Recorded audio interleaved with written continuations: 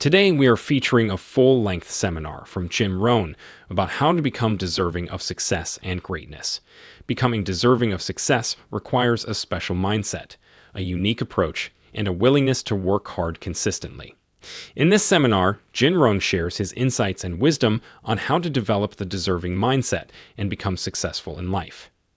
Jim Rohn is a world-renowned motivational speaker, entrepreneur, and author who has inspired millions of people with his teachings on personal development and success. He has mentored some of the most successful people in the world, including Tony Robbins, and has helped countless others achieve their goals. So, sit back, relax, and get ready to learn from one of the greatest minds in personal development as we present Jim Rohn's seminar on becoming deserving of success in life. I have found in my experience that income does not far exceed personal development. Now, sometimes income takes a lucky jump, but sure enough, unless you grow out where it is, it'll usually come back where you are. Life has strange ways. If somebody hands you $1 million, best you become a millionaire quickly, so you get to keep the money. Otherwise, sure enough, it'll disappear. Somebody once said, if you took all the money in the world, divided it up equally among everybody, it would soon all be back in the same pockets. Incredible. Success is something you attract, not something you pursue.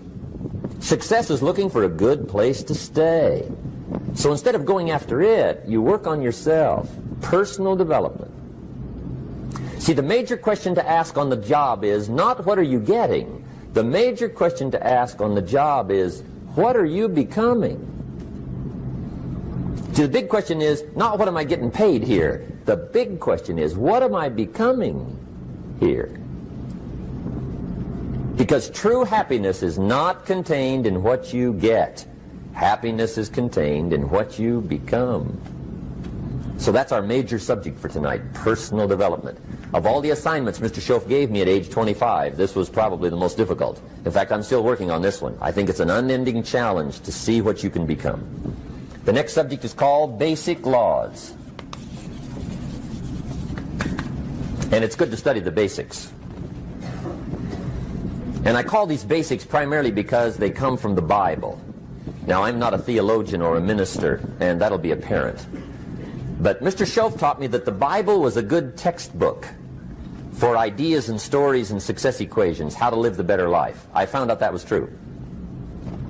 He also taught me that the Bible is as practical as it is spiritual, and I found out that's true.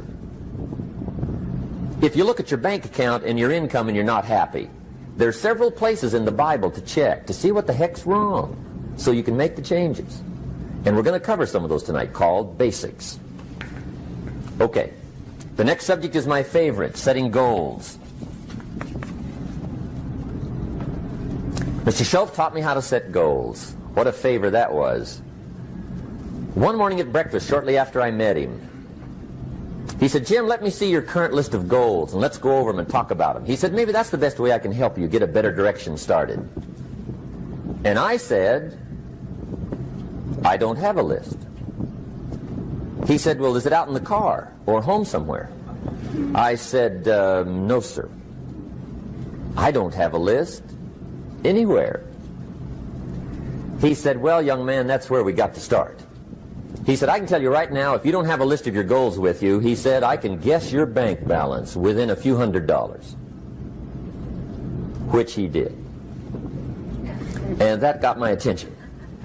I said, you mean my bank balance would change if I had a list of goals? He said, drastically. That day I became a willing student how to set goals. And sure enough, learning how to set goals changed my life. And I often wondered why no one had ever taught me how to set goals up until age 25. I went to high school, but if they offered it, I missed it. I went to college for a year, never heard it. I worked for Sears. Really. And to my knowledge, Sears never taught it. Right? How to set goals. So here I am, age 25, married, my family's starting, I've been to college, I'm working, and I still don't know how to set goals. But fortunately, when I was 25, I met the man who taught me how, and it revolutionized my whole life. Economically, socially, personally, it's incredible. So I want to share with you tonight what Mr. Shove shared with me, how to set goals. It can be a life changer. Okay. The next subject is the negative part of the seminar. Life is part negative, so we got to talk about the negative. And this subject is called diseases of attitude. Diseases of attitude. There's a lot of things that can wreck your chances to do well. We live in a rather dangerous world, so you got to be not only wise, you got to be careful. Now, attitude diseases are just as bad as physical diseases, right? High blood pressure, heart trouble. I mean, a lot of things lace your chances to do well. So you've got to be careful. And attitude diseases are deadly. I mean, they'll destroy all the good things you start. Okay? So we'll go through those attitude diseases, how to spot them, how to look for them, what they are, and the cure. And I'm a pro on these because I've had them all, so I can give you excellent advice on these. Now, the last subject we're going to consider tonight is called the day that turns your life around. The day that turns your life around. And under this subject, we're going to talk about the emotions that can change your life. Human beings are emotional creatures, and emotions are powerful for life change. Now, of course, emotions are so powerful they can go either way on you. Emotions can either build or destroy. So you really have to employ emotions properly. We call civilization the intelligent management of human emotions. If you can intelligently apply your emotions in the right direction, no telling what can happen. Could turn your life around one day would be sufficient. So we'll talk about those. Okay. Now that's a lot to cover in one evening, but we'll keep at it here and see if we can't get it all done. I'd like to have you now jot down the theme of the seminar. Every seminar should have a theme, I guess. We've got one. It's on some of our literature if you happen to notice it, but if you didn't, for your notes, here it is. The theme of the seminar goes like this. The major key to your better future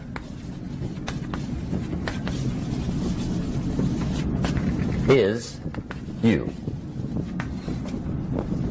That's the theme of our seminar tonight. The major key to your better future is you. And I'd like to have you underline two words just to give it some added punch. Underline the word major and the word you, so that it reads, the major key to your better future is you. Now, my first suggestion is transfer this to a card or something where you can put it up, where you can see it every day. Preferably put it up where you can see it at the beginning of the day, before you go off to put the day together. This is a good phrase just to glance at, to keep in mind as you're putting the day together. It's called the silent seminar. If you'll just let this talk to you during the day, I found it to be tremendously helpful. The major key to your better future is you. For a big share of my life now, I didn't have this one quite figured out, among a lot of things I didn't have quite figured out. Many things used to puzzle me back in those early days. I used to wonder why two people could work for the same company, one make twice as much money. Now, see, that used to puzzle me. And maybe they were the same age, graduated from the same school, live in the same community, work for the same company, with the same products and the same services. They've got the same traffic, the same problems, and one makes $1,000 a month, the other one makes $2,000 a month. Now that was my puzzling question. Why would this long list be the same and the money twice as much? I asked, what's the difference between $1,000 a month and $2,000 a month? And I don't mean $1,000 a month, right? I could figure that out. But what makes the difference? Why would one person do twice as well, 3 times as well? Speaking economically. Now, I know there's more than one way to do well. I understand that. But in this little narrow area called compensation, what's the difference? Well, back then, with my faulty thinking, I'm trying to reason it out. I thought, well, maybe time makes some of the difference, right? Some people do better because they have more time. I used to say, Harold ought to be able to do well. He's got a lot of time. If I had all of Harold's time, I could do well. Now, that's got to be dumb, right? Number one, you can't get somebody else's time.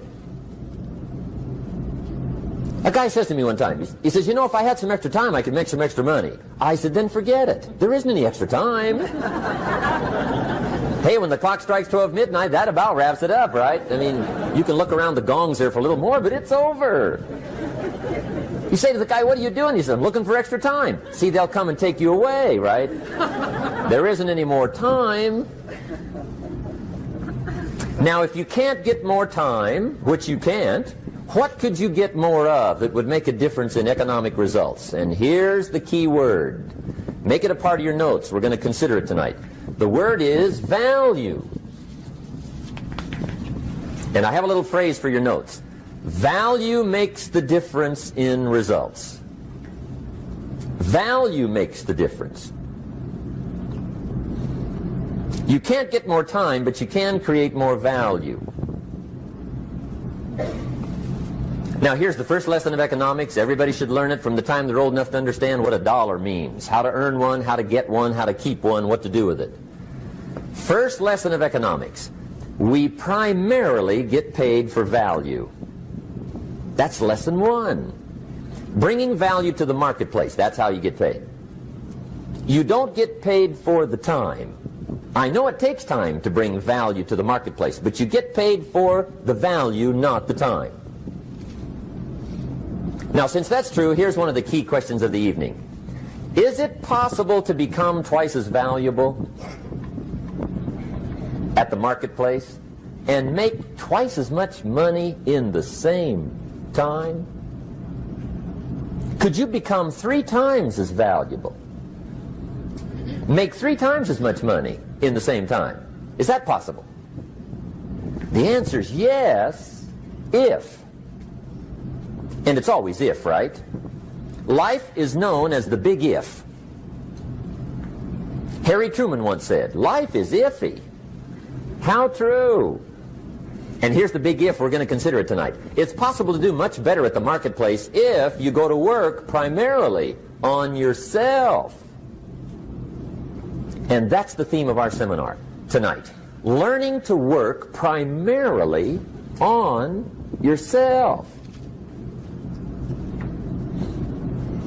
People have asked me for the last 24 years, how do you develop an above-average income? And the answer is, become an above-average person. Develop an above-average handshake. Some people want to be successful, they don't even work on their handshake. As easy as that would be to start on. They let it slide, they don't understand. Develop an above-average smile. Develop an above-average excitement. Develop an above-average interest in other people. Develop an above-average intensity to win. See, that'll change everything. Probably one of the most frustrating experiences in life is looking for an above-average job with above-average pay without becoming an above-average person. It's called frustration.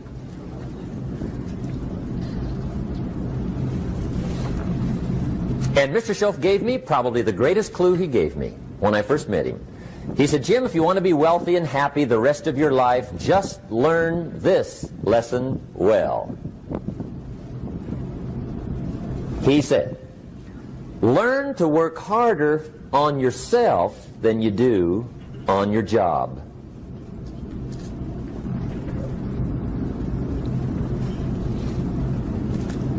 Then Mr. Schoaf gave me probably one of the most important clues among so many things he taught me, but this was in those early days. Mr. Schoaf is very kind, but he was also very abrupt. And he had these interesting questions to ask. I'm giving him a little rundown one day on how things hadn't worked out for me. He said, Mr. Rohn, I've got the answer for you if you will listen carefully. And listen carefully I did that day and for the next 5 years. If somebody's wealthy and happy, you gotta listen. He said, Jim, I've only known you a short time. But he said, it's already my honest opinion that for things to change for you, you got to change. That wasn't quite the answer I was looking for. But that's the answer he gave me, and I pass it along to you on this warm summer evening in Anaheim, California, 1981. For things to change for you, you've got to change. Otherwise, it isn't going to change. Before I met Mr. Schoaf, I used to say. I sure hope things will change. Right? That seemed to be my only hope. If it isn't going to change, I'm in serious trouble. And then I discovered it isn't going to change, so I'm in serious trouble.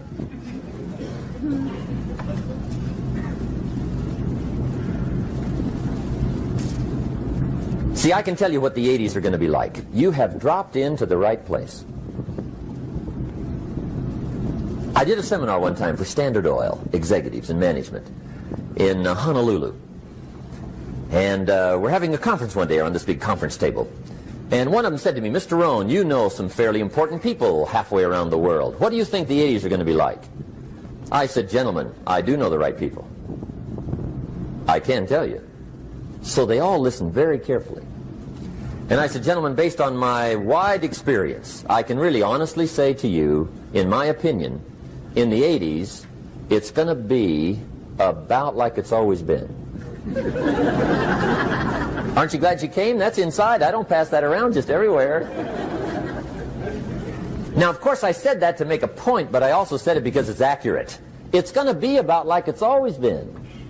It isn't going to change. The tide comes in, and then what? It goes out.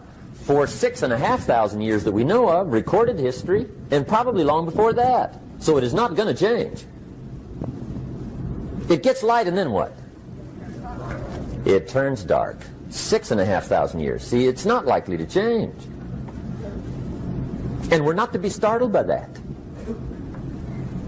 And if the sun goes down, the guy says, what's happened, what's happened? It means he hasn't been here long, I guess, right? It always goes down about this time.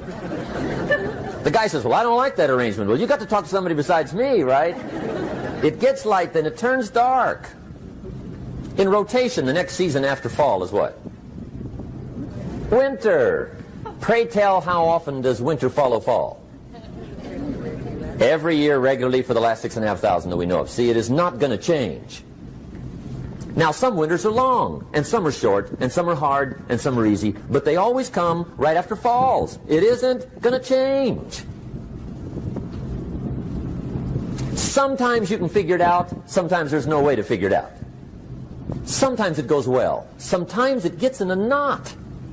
Sometimes it sails along, sometimes it gets in reverse. See, that's not going to change. The last 6,000 years reads like this: opportunity mixed with difficulty. That's how it reads. It isn't going to change. The man says, well, if it isn't going to change, how will my life ever change? Answer, when you change. And whether I'm talking to high school kids or business executives, my message is always the same. And it goes like this: the only way it gets better for you is when you get better.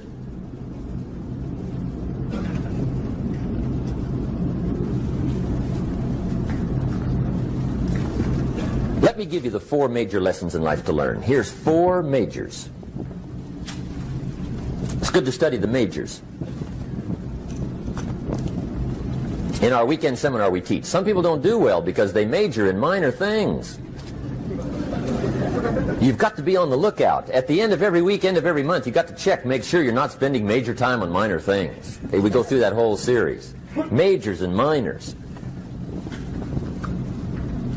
Now, let me give you 2 phrases before we get to the 4 majors. This will set it up and you'll see where I'm going. 2 key phrases for your notes. Here's the first one. Life and business is like the changing seasons. That's the first phrase. Life and business is like the changing seasons. One of the best ways to describe life, it's like the seasons. Frank Sinatra sings, life is like the seasons. Now here's the second phrase. Very important. You cannot change the seasons, but you can change yourself. You can't change the seasons, but you can change yourself. And see, that's how life gets better for you. Not by chance, but by change.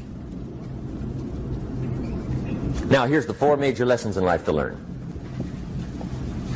I've got my first book finished. Came out a couple of weeks ago. This is in it. The 4 major lessons in life to learn. Here they are. Number 1, learn how to handle the winters. That's lesson 1. They come right after falls with regularity. Some are long and some are short and some are hard and some are easy, but they keep coming. You must learn to handle the nights. They come right after days. You must learn to handle difficulty. It comes right after opportunity. You must learn to handle recessions. They always follow progressions. For the last 6,000. See, it isn't going to change. The lesson you must learn is how to handle it. And there's all kinds of winters, right? The winter when you can't figure it out. The winter when it all goes smash. The winter when it turns belly up. The winter when it won't work, when you've run out of money and you've got a broken heart. See, those are winter times. There's all kinds. Economic winters, social winters, personal winters. When your heart is smashed in 1,000 pieces and the nights are unusually long, your prayers seem to go no higher than your head. It's winter time.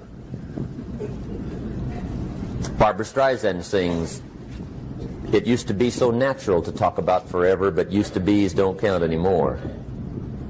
They just lay on the floor till we sweep them away. You don't sing me love songs, and you don't say you need me, and you don't bring me flowers anymore." A song of winter. But see, the disappointments come. Those are normal. That's part of life. But the question is, how do you handle it? How do you handle the coming winters and the disappointments and the downtimes? Well, you can't get rid of January by tearing it off the calendar. But here's what you can do. You can get stronger, you can get wiser, and you can get better. The winters won't change, but you can. And that's how life changes for you. See, before I understood, when it was winter, I used to wish it was summer. I didn't understand. When it was hard, I used to wish it was easy. I didn't know. And then Mr. Schoaf gave me a part of his very unique philosophy when he said, "Don't wish it was easier, wish you were better." See, that triggered my whole life change. Don't wish for less problems. Wish for more skills. Don't wish for less challenge. Wish for more wisdom. That's the key. So that's lesson 1. Learn how to handle the winters. Here's lesson 2. Learn how to take advantage of the spring. That's the second one. Spring is called opportunity.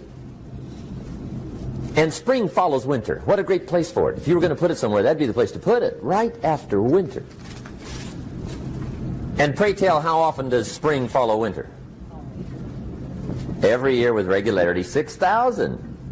You can almost count on it. See, opportunity always comes. Days follow nights. Isn't that terrific? Opportunity follows difficulty. But here's what you must learn to do. Underline these 2 words in that key phrase. Take advantage. Underline those 2. You must learn to take advantage of the spring. See, just because spring rolls around is no sign you're going to look good come fall. You got to do something with it. In fact, you have to get good at one of 2 things in life. Planting in the spring or begging in the fall.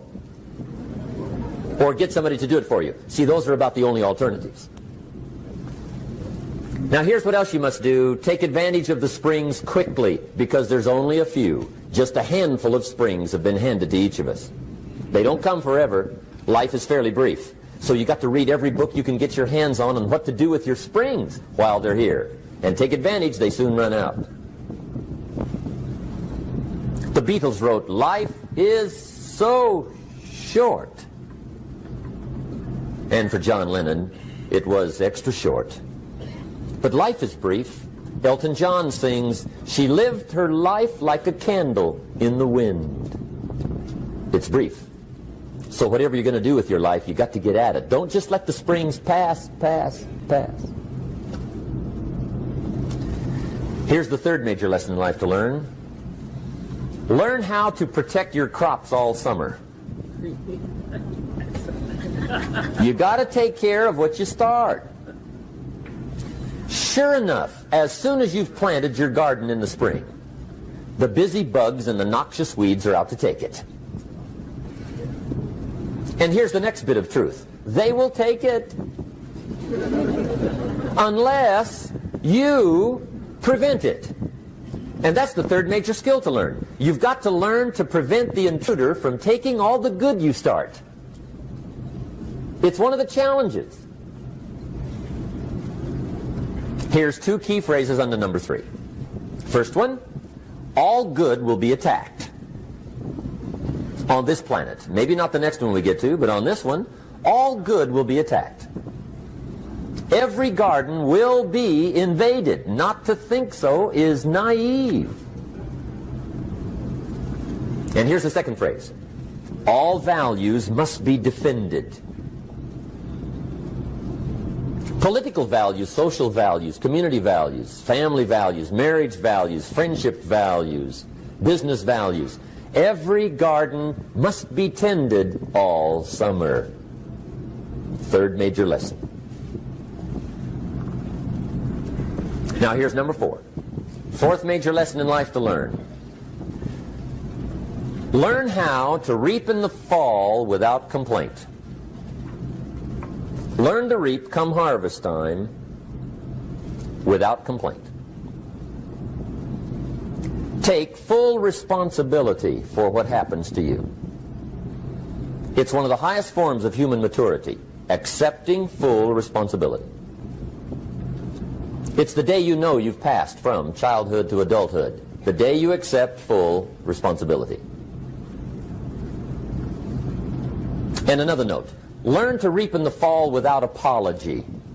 Without apology if you do well, and without complaint if you don't. That's maturity. I used to have that long list of reasons why I wasn't doing well. To explain. You got to explain, right? Otherwise you're going to look bad. I used to have this funny list called Reasons for Not Looking Good.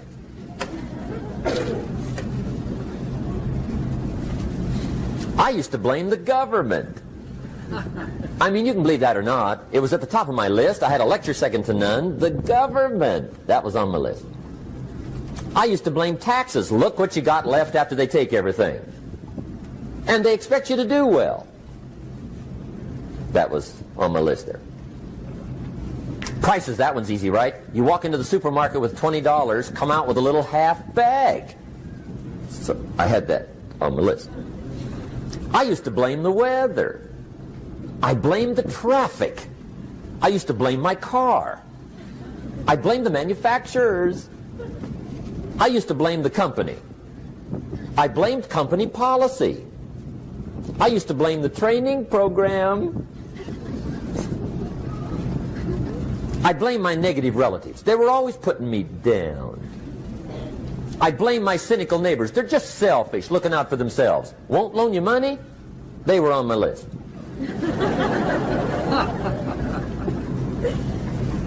I used to blame the economy. I blamed the community. That's a pretty good list for not doing well, isn't it? I thought it was good. I'll never forget one day, Mr. Schoaf is very kind, but he was also very blunt, and this was no exception. And I'm glad he was blunt. There's a lot of things I'd have missed if he hadn't have been blunt. One day, with sort of a curious look on his face, he said, "Jim, just out of curiosity, tell me, how come you haven't done well up until now?" Excellent question. I thought, well, so I won't look too bad, I'll go through my list. And this list I just gave you, I put that on him.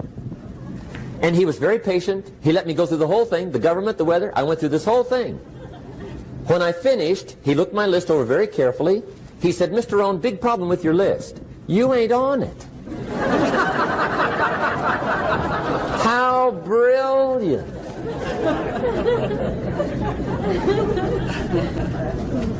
When I went to work for him a few months later, I learned very quickly to tear up my list, reasons for not doing well, and I threw it away. And I got me a fresh piece of paper. And I put one word on it. Me. There's a Black Heritage spiritual that says it's not my mother nor my father, nor my brother nor my sister, but it's me, oh Lord, standing in the need of prayer. See, I used to blame everything outside. And then let me give you a little philosophy that helped turn my life around. For your notes, here it is. It's not what happens that determines the quality or the quantity of your life. It's not what happens. And the reason is because what happens happens to about everybody. No different. The sun went down on all of us last night. A common event, a happening. And I found out that the same things can happen to two different people. One gets rich and one stays poor. Why is that? It's because it's not what happens, but rather it's what you do that changes everything. So that's a key phrase. It's not what happens, it's what you do. What happens is about the same. You might put that in parentheses here. Same. What people do, that's what's different. Anything can happen, right? Everything can happen. I've heard all the stories. I've been one of the stories. Hey, we could all tell stories all night long, right? Happenings. Anything can happen. Have you heard of Murphy's Laws? Anybody here heard of Murphy's Laws? Okay, most of you have. Murph had these laws. One of them was, if anything can go wrong, it will. That's one of Murphy's laws. He was not one of the great positive speakers of the day. But anyway, it's still true though, right? Anything can go wrong, everything can go wrong. For sure. I've fallen out of the sky so many times. Once to the tune of a couple of million.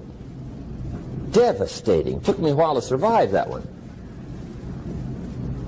Now, it wasn't all that much, but it was all I had. Right? I mean, that's when it's much, right? When it's all you got. If you got 3, 2 go, you got 1 left, you ain't looking that bad. But when it all goes, has anybody been there when it all went? Anybody? Come on, the rest of you liars. Go ahead. Hey, we've all been there, right? When it all went. Of course, it used to be a long time ago, right? When you ran out of money, got to 0, you were all through. Heck, now you can whistle right on by 0, right? I mean, they will bury you. That's what they will do.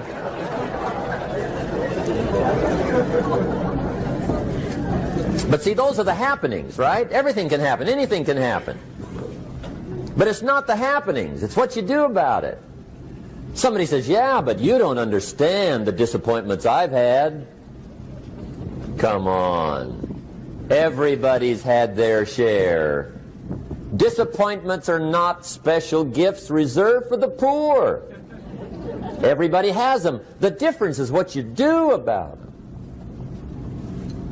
It's not the weather. I used to blame the weather, and I discovered it rains on the rich. So see, that won't help. 2 men wake up one morning, there's a rainstorm on. One of them looks out his window, sees the rainstorm, and he says, wow, what a storm. With weather like this, they can't expect you to go out and make sales. He stays home. Same morning, the other guy looks out his window, sees the same storm, says, wow, what a storm. But he says, you know what, with weather like this, what a great day to go out and make sales. Most everybody will probably be home, especially the salesman.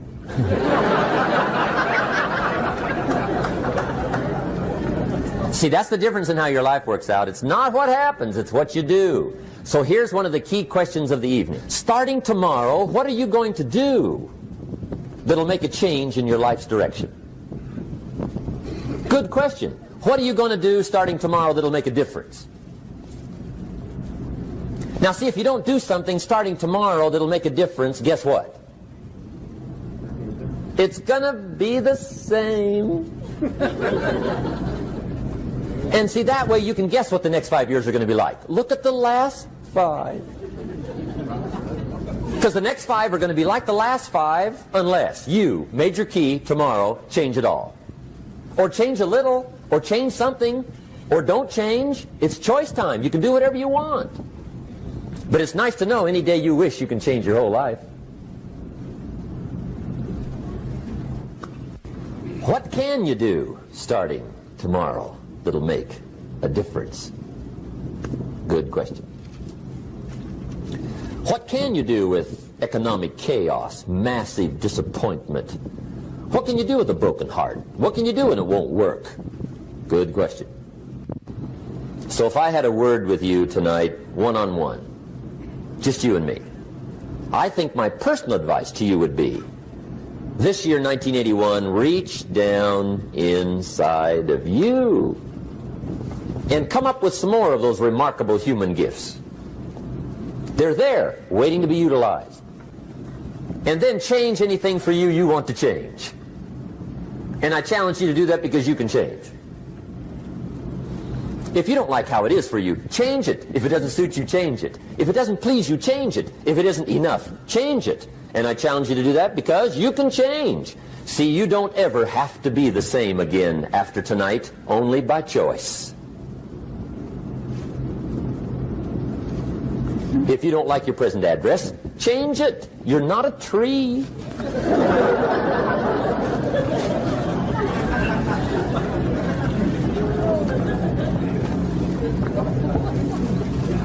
Now, let me give you 3 steps to personal development. Let's get down to the nitty-gritty. What does it take to really make the changes starting tomorrow? It takes more than philosophical pronouncement. I know that. It also takes more than enthusiasm. I know we're hearing a lot about enthusiasm these days, but see, that just won't do the job. We're still hearing the old cliches of the 30s, right? To be enthusiastic, you must act enthusiastic. But see, that's not going to help. After you have leaped about, there are some things you got to do, or it isn't going to change. See, you can get all excited about lifting 200 pounds till you get to the gym. And then you need a new excitement. And the new excitement is called discipline. Major step to human progress. Discipline. If there's one thing to get excited over, that's it. Get excited over your ability to make yourself do the necessary things. What could you make yourself do starting tomorrow that would change it all? No! Tell.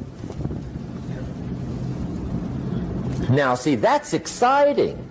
On any given day, you can massively change the direction of your life. Murder is a clear example that any one person on any given day can forever alter the course of their life. It just happens to be a negative act. But just as sure as you can commit a negative act, you can also commit a positive act and forever alter your life whenever you wish. Now that's exciting. And whatever that act might be that changes your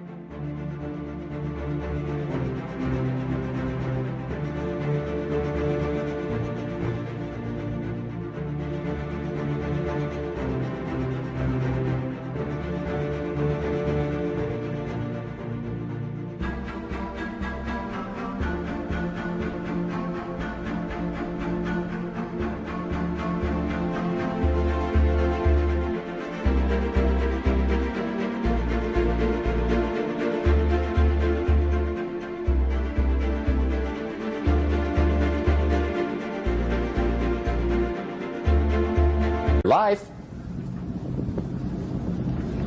The guy finally takes a shotgun to his car and blows out every window, destroys every tire, puts 100 rounds in this shabby old thing. And he says, I have driven this embarrassing thing for the last time. And not only will I never drive it again, nobody else will ever drive it again. And he lets that shuddering thing stand there for a while as a monument to the day he said, "Today my life changes." Now who can do that? Anybody. When can you do it? Whatever day you pick.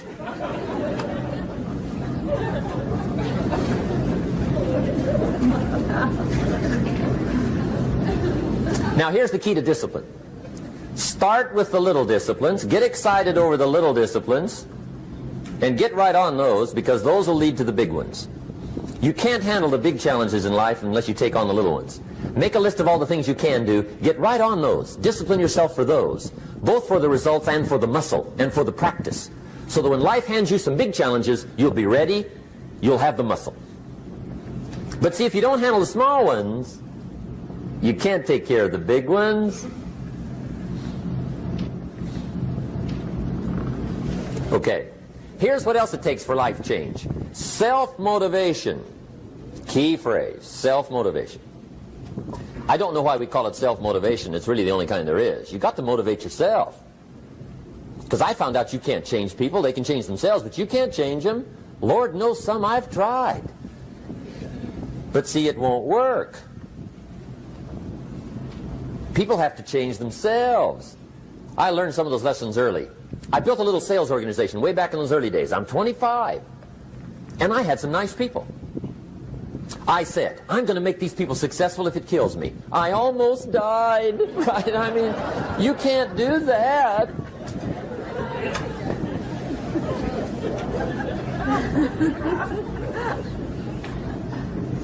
See, I've discovered this. Good people are not trained, they're found. You find good people. You don't make them good, you find them good. Training really is for the purpose of finding good people. You don't need much instruction for a good person. Too much training probably means you got the wrong people.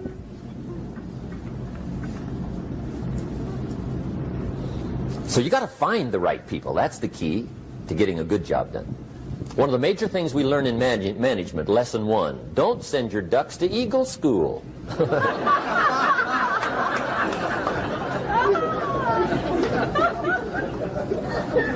Because it won't help. I mean, I'm telling you, it won't help, no matter how good your school is. And the little eagle badge and little eagle hat, I'm telling you, it won't help. It won't help. You can tell whether your school's done any good, right, is when it's over. Right? The duck goes for his first rabbit and makes him a friend. You say, no, no, no. Anyway, so it takes self-motivation to really alter your life. And you don't want to give self-motivation away to somebody else and make it somebody else motivating you. The guy says, boy, if somebody just come by and turn me on. What if they don't show up? Right? See, you got to have a better plan for your life. Okay. Now, if you're excited and you're ready to change, let me give you 3 steps to start life change that can change your life, your personality, your lifestyle, everything can change. Here's the steps. Number 1, find out how things work. The first key to doing better is find out. To change your life, really, you need ideas. There isn't anything an idea can't change. And Schoaf taught me the major problem is lack of an idea, not a problem. At first I didn't have any money. I said to Mr. Schoaf, I don't have any money. He said, that's not a problem. Now see, up until then I always thought it was. Right? I was confused. He said, no, no, the problem is lack of an idea on how to create money and wealth. It isn't lack of money, it's lack of ideas. So if you get the ideas, see, you can change anything. Now, to get ideas, you need a constant study of finding out.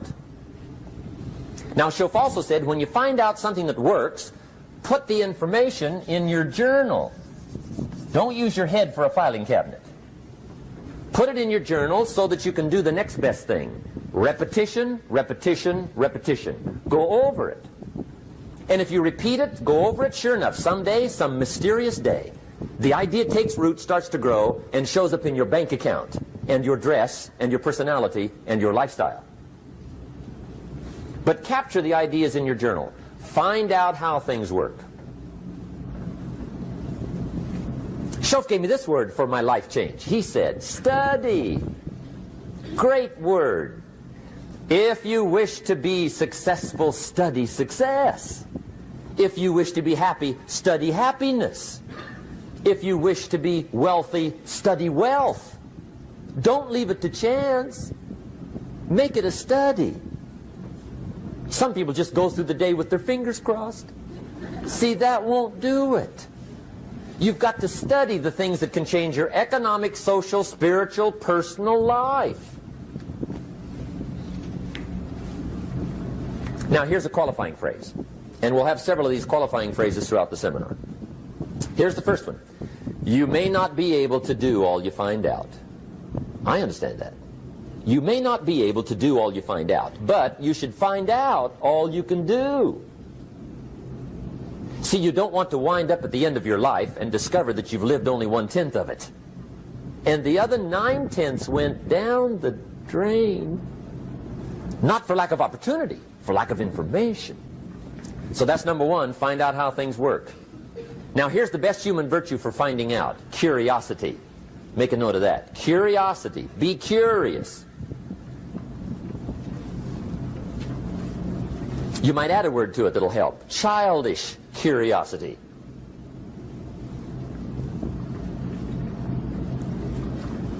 What will kids do if they want to know something bad enough? Bug you. That's the phrase. They can ask 1,000 questions. You think they're through? They got another 1,000. They'll drive you to the brink. It's a virtue. When you gotta know, be like a child. In fact, Jesus, the master teacher, said, unless you can become like little children, you might as well forget it. You don't have a prayer. Excellent advice. You gotta be like children. 4 ways, in my opinion, to be like a child. Number 1's curiosity. Number 2 is excitement. Get excited like a child over your ability to make yourself do anything for change. 3rd is faith. Have faith like a child. Adults are too skeptical. And 4th is trust. Trust is a childish virtue, but the rewards are incredible. So be like a child. Now, if you're curious, let me give you 3 ways to find out how to change anything. Any life direction, any dimension. Here's 3 ways to find out how to change anything. Number 1 is to read.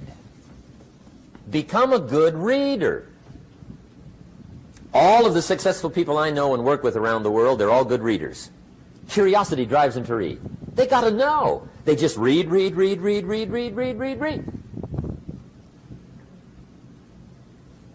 Become a good reader. Now, that's my opinion. Listen to the other lecturers, and listen to me, and make up your own mind. Don't be a follower. Be a student. Okay? I say, really, for life change, you got to read. One way to learn is from your own experiences, but another way to learn is from other people's experiences. See, one book might save you 5 years if you read it. Did you know there's books on how to be stronger, more decisive? Be a speaker, be a leader, have a better effect on other people, develop your personality. Did you know there's books on that? And people don't read them? How would you explain that? And they can read. Did you know that hundreds of successful people have written their stories in books and they wrote down how they did it and people don't read it? How would you explain that? The guy's busy, I guess. You know, you get tied up. The guy says, well, yeah, you work where I work. By the time you struggle home, it's late. You got to eat a bite of supper, watch a little TV, get to bed. You can't sit up half the night reading. And the guy's behind on his car payment. Good worker, hard worker, sincere. But you got to be better than sincere and work hard. Otherwise, at the end of your life, you'll wind up cold, stony broke. You got to be better than a good worker. You got to be a good reader. The whole world is governed by laws, the universe, in fact. laws. We call it the law of electricity. We call it the law of gravity.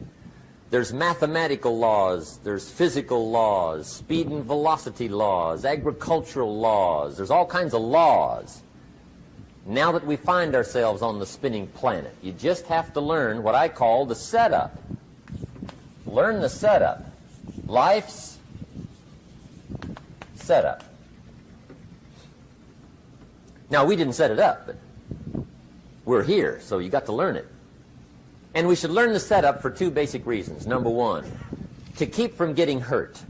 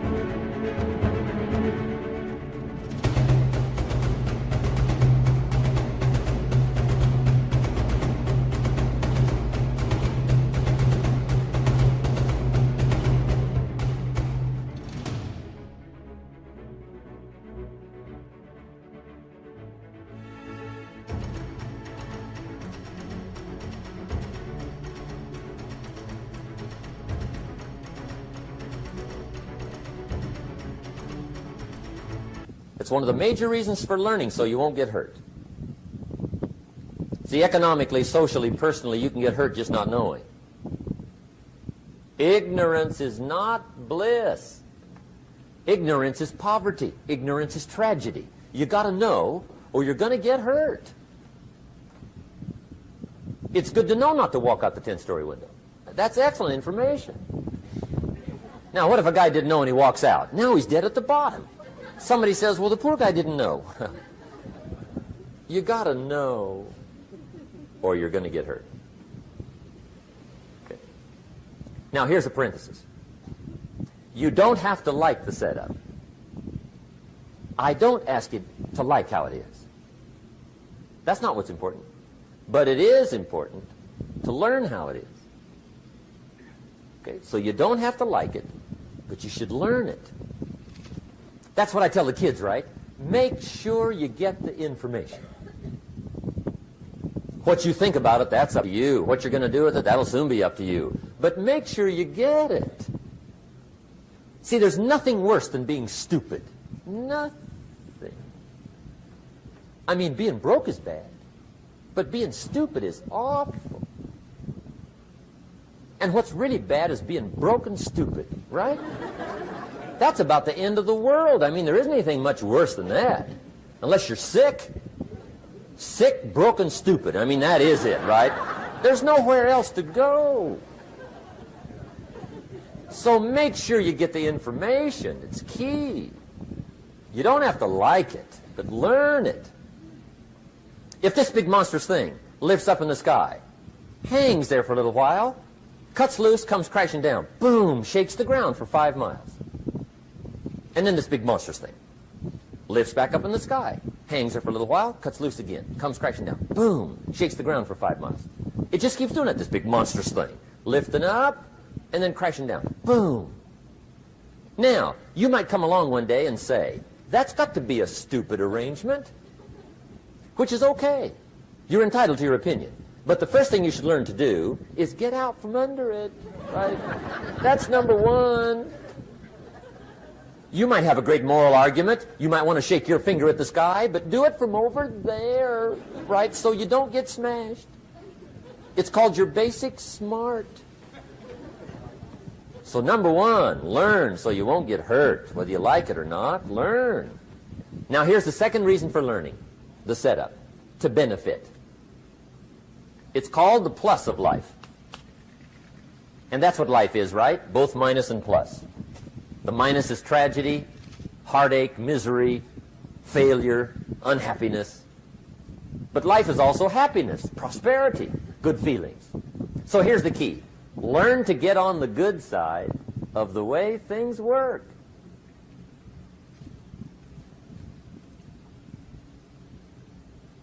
Now here's two of the basic laws, and we'll take our break. Schoaf taught me these. They come from the Bible. Now again, I'm an amateur, okay, when it comes to the Bible. I'm not a pro. So you'll sort of have to take my way of putting it. But here they are. The first one is the law of use. The law of use. And it goes something like this. Whatever you don't use, you lose. Lack of use causes loss.